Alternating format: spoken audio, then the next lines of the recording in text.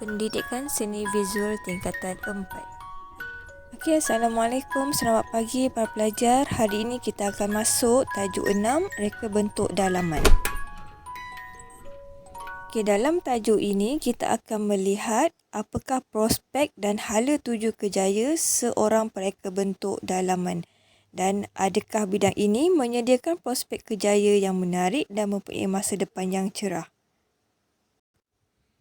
Okey, kita akan tengok standard pembelajaran 6.1, pemahaman terhadap prospek kerjaya pereka bentuk dalaman, dan 6.2, eksplorasi dan aplikasi pengetahuan dalam penghasilan konsep.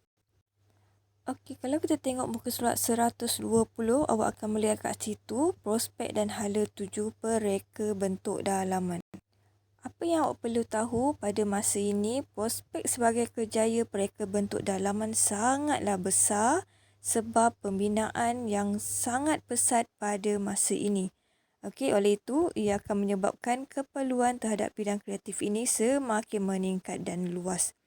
Okey, apa yang awak perlu tahu adalah konsep kerja yang akan awak hadapi bila awak menceburi bidang pereka bentuk dalaman.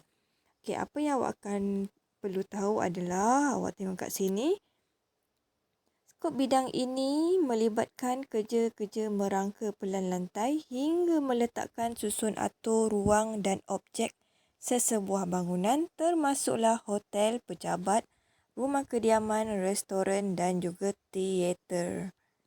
Selain itu, apa yang perlu awak tahu sebagai seorang pereka bentuk dalaman?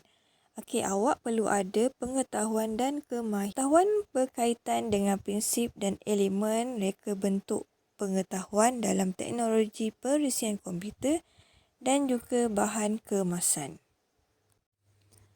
Lihat pula di muka surat 121 yang mana awak boleh lihat rajah 6.2 iaitu proses perkembangan kerjaya pereka bentuk dalaman.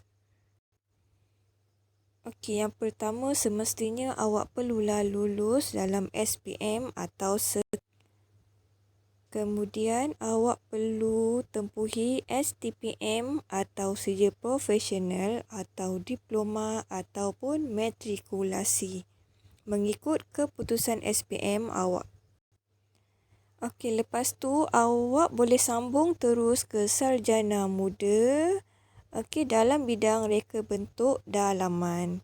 Apa lagi yang awak boleh tuju? Okey, kalau awak rasa nak sambung lagi awak punya pendidikan, awak boleh sambung ke ijazah sarjana dalam reka bentuk dalaman yang mana tempoh pembelajaran selama 1 hingga 3 tahun. Dan yang terakhir adalah ijazah Doktor Falsafah iaitu selama 3 hingga 5 tahun. Okay, jika awak mampu sampai ke Doktor Falsafah ini adalah peringkat tertinggi. Maknanya awak akan jadi seorang pakar dalam reka bentuk dalaman. Mari kita lihat pula contoh peluang kerjaya yang kat sebelah tu. Okey, yang pertama, prospek kerjaya dalam bidang reka bentuk. Kemudian, apa lagi awak boleh pergi? Kedua adalah prospek kerjaya sebagai reka bentuk pentas televisyen dan produksi filem atau drama. Kemudian awak boleh jadi prospek kerjaya dalam bidang akademik iaitu sebagai tutor, cikgu, pensyarah, okey, atau sebagai pendidik. Selain itu, awak juga boleh jadi terlibat dalam bidang firma binaan, dan yang terakhir membuka firma atau menjadi usahawan. Okey, ini jika awak ingin bekerja sendiri. Di muka surat 122 pula, kita akan melihat satu persatu kerjaya sebagai seorang pereka bentuk dalaman. Okey, sebenarnya peluang besar sangat kalau awak berjaya masuk dalam bidang pereka bentuk ni. Okey, sebenarnya sebagai seorang pereka bentuk dalaman, banyak sebenarnya pihak yang memerlukan awak. Okey, contohnya pihak muzium, galeri, kompleks komersial, okey, seperti shopping mall, dan juga dalam bahagian akademik, iaitu sebagai seorang cikgu, guru, sebagai pensyarah, tutor dan banyak lagi. Bagi yang berpengalaman pula, mereka boleh membuka firma sendiri dan menjadi seorang usahawan. Kita akan lihat peluang-peluang kerjaya satu persatu. Terdapat 5 kerjaya yang awak boleh ceburi bila awak masuk ke alam bidang reka bentuk dalaman. Kita lihat satu-satu. Yang pertama adalah reka bentuk dalaman. Yang kedua adalah pelukis pelan. Ketiga ialah pelan warna dan bahan kemasan. Kita tengok sebelah.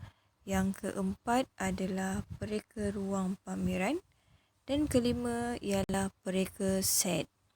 Awak boleh baca kat situ apa peranan awak bila awak masuk ke 5 kerjaya ini. Mari kita lihat pula tentang inovasi dalam reka bentuk dalaman. Bidang kerjaya ini telah mendapat pengiktirafan daripada Lembaga Arkitek Malaysia, iaitu badan yang bertanggungjawab dalam mengawal selia profesyen reka bentuk dalaman. Selain itu, pertubuhan yang besar iaitu Pertubuhan Reka Bentuk Dalaman Malaysia PPDM juga turut ditubuhkan untuk mewakili pereka bentuk dalaman di Malaysia, terutamanya dalam usaha mempertingkatkan industri seni reka dalaman Malaysia.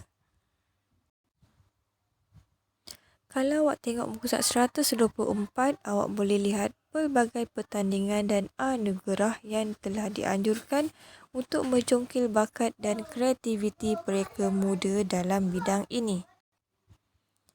Baik, itu saja untuk hari ini. So, awak boleh buka live sheet yang saya kepilkan dan buat latihan.